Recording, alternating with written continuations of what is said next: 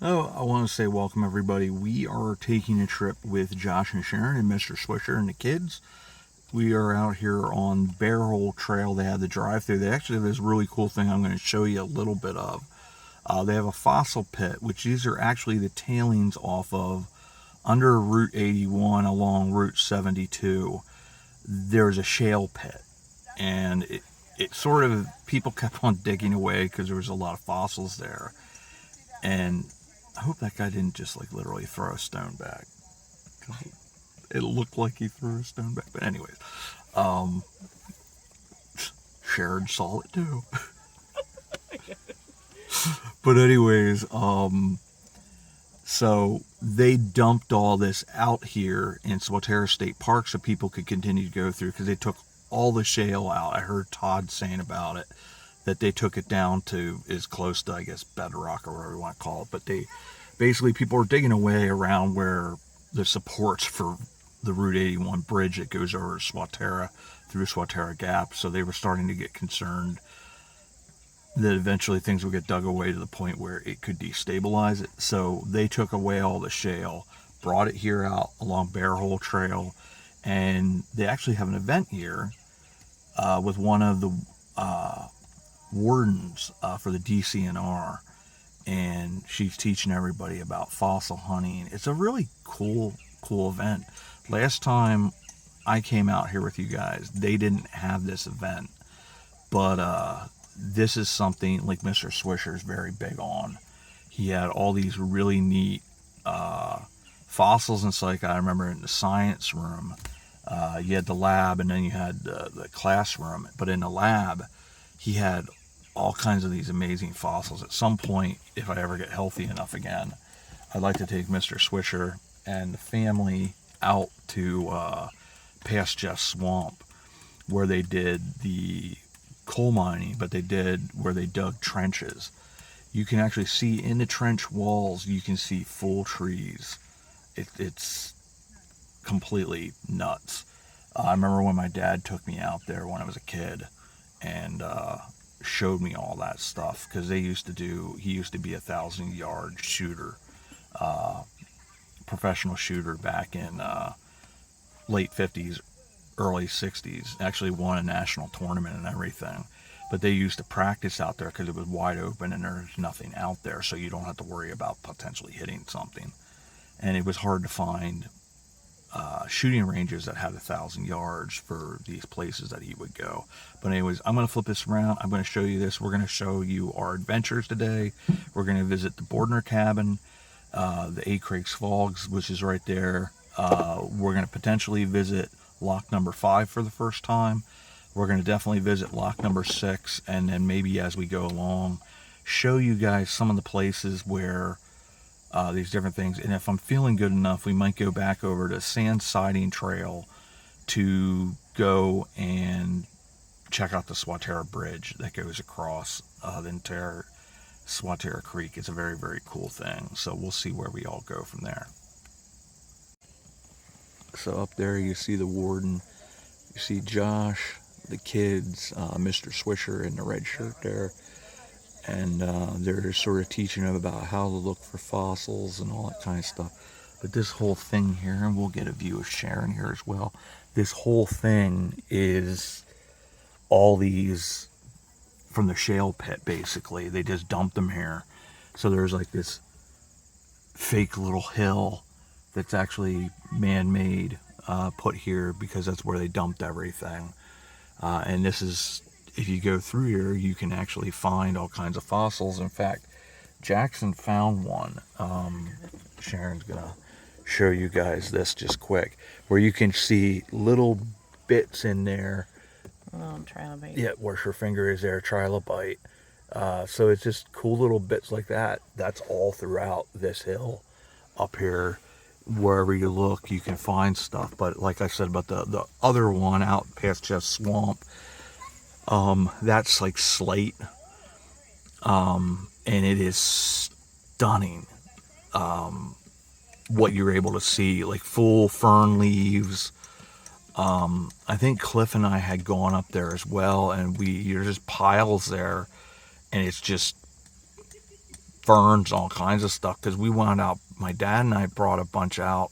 I don't know what happened to them all, but we found all these ferns. It was just such a really, really cool thing just to see that type of stuff. But it's just, this is a neat event that the DCNR puts on here. You get to show kids the importance of looking at, paleontology and that type of stuff, and just exploring and experiencing the natural world and everything that it has to offer. And Swatara State Park definitely offers that here, an opportunity for kids to learn about all different types of things, from birds to insects, paleontology, all about the natural world, and experience the power of nature, and really having kids experience getting outside, which is so important in today's world, where it's sort of like video games and Sharifio, and which you guys have an inside joke, but it's cool to see being able to go out and experience the natural world. So I want to show you guys a little bit of this map. We are right here at the fossil site. We're going to go down to, along the road here, there's a place to park, and we're going to try to go to number 5. And we're going to come down here to the Bordner cabin. And then as we continue down Bear Hole Trail here, this will wind us taken down to number 6. We would take the sand siding, but I just can't handle that side of it, so we're probably going to come in from the other side and then do the bridge here. It's such a neat, let me get that focused here, but there's so many opportunities to do things out here in Swatara State Park. We've been to the Waterville Bridge a number of times, the Appalachian Trail crossing there with Waterville Bridge. We've been down to the Inwood Bridge. We've been at lock number 9. We are going to visit lock number 6 again, because that's the one you can look down in, and that's right where the Swatara State Dam was that they had for the Union Canal. So that lock is much deeper. It's about 30 to 40 feet deep because it's at the dam site. So it's a unique look to see how big these things actually were and the engineering feat that they were. It's amazing what they were able to accomplish back then. So just wanted to show you the map. And then this is like the other, where Greenpoint Station is, where old 443 went through. You get to see all these really cool trails that they have through there. Here we are, we're going down to lock number 5. Ew. And everybody else, Mr. Swisher just found something interesting back there. He was taking some photos of. We should be coming up on now that we got the big trees coming down to the Swatara Creek. And I think it's a little further than what they had said it was. They're saying it was like 100 yards off of Bear Hole Trail. That's cool. It's a little blue fake birdhouse.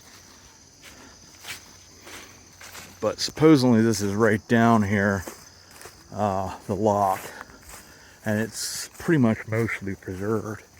That's a cool tree. Kids just ran down, so apparently they saw something, whether it was a Sasquatch or... Oh, there it is. Yeah, it's quite noticeable. That is an old lock that's like 200 years old. So here we are at lock number 5. How cool is that? This is actually probably, I would say, out of all the locks, is the most well preserved.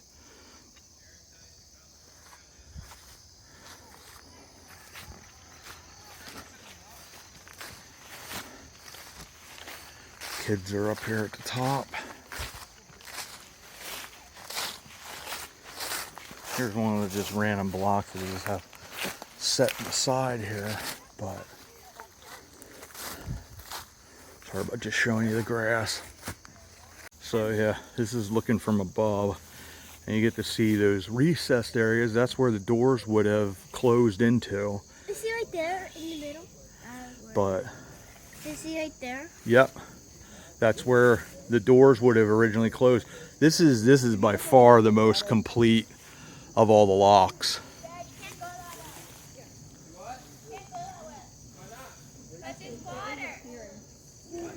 And there is water in this.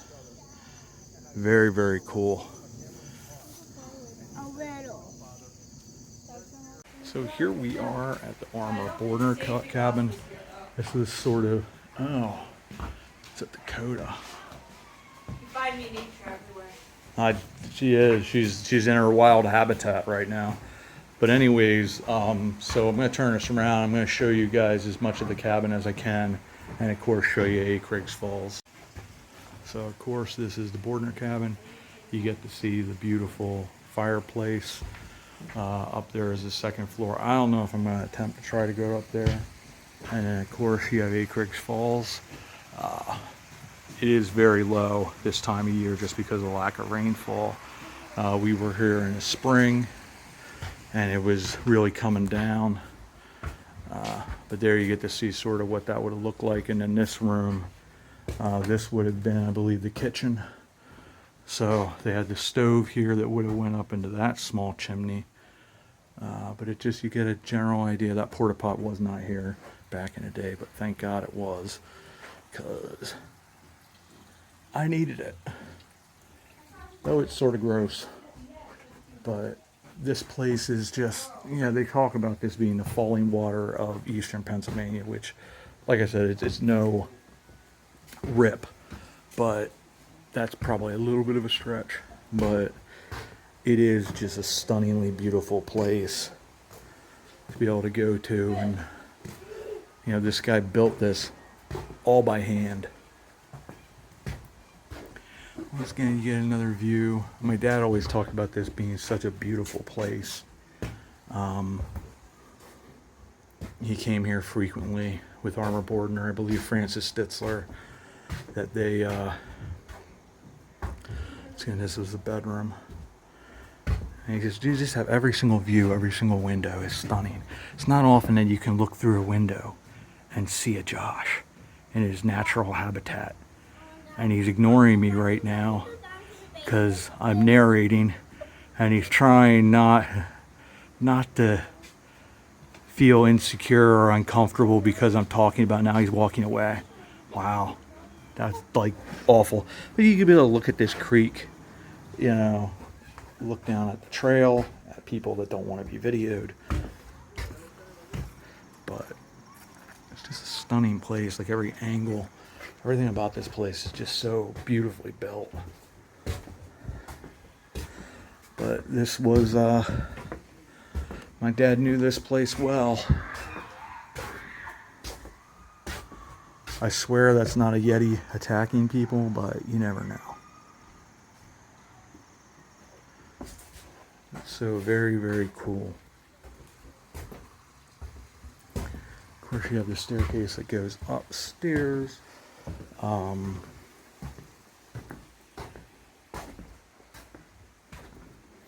Another little room there.